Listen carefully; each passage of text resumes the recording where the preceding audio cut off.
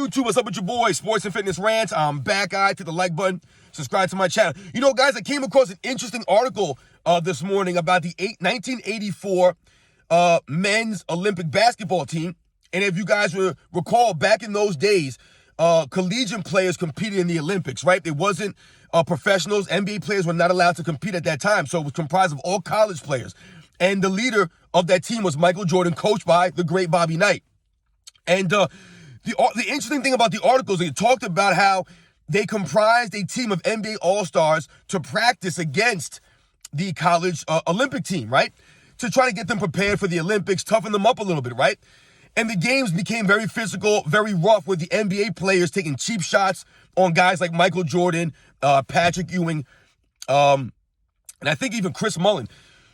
They were taking cheap shots on these guys. They were hitting them fouls. And one foul in particular was egregious to the point where Bobby Knight refused to put Michael Jordan back in the game after this foul was caused. And it was and you can probably find the picture online, guys.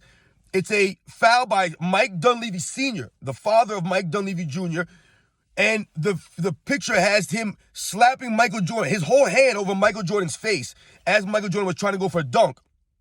And he slaps Michael Jordan in the face. A foul was called. Michael Jordan in the video is, visibly upset. He goes back at Mike Dunleavy. They have a back and forth, and Mike Dunleavy, you could tell, is like trying to get Michael Jordan to, calm down a little bit or whatever. And Bobby Knight was so aggravated, so pissed about that foul that him and Oscar Robertson, who was actually coaching the All-Star team, almost got into a fight. He went to attack Oscar Robertson because he felt it was a dirty foul, and that's what Oscar Robertson had told the NBA players to, make Michael Jordan earn every single point. That's supposedly what he said to them, which led them to, have these hard fouls on Michael Jordan, these dirty fouls on Michael Jordan during those scrimmages. But the interesting thing about those scrimmages is that I think they played 7 or 8 times in total. I can't remember. And the college Olympic team beat the NBA All-Stars every single game. Every game. Could you imagine these days an Olympic team of college players beating NBA All-Stars 6, 7, 8 times in a row? Imagine that. It would never happen, guys. But that was the greatness of a Michael Jordan. Even in 1984, he hadn't even played a single minute in the NBA. And yet, he was able to lead a group of college players over NBA All-Stars.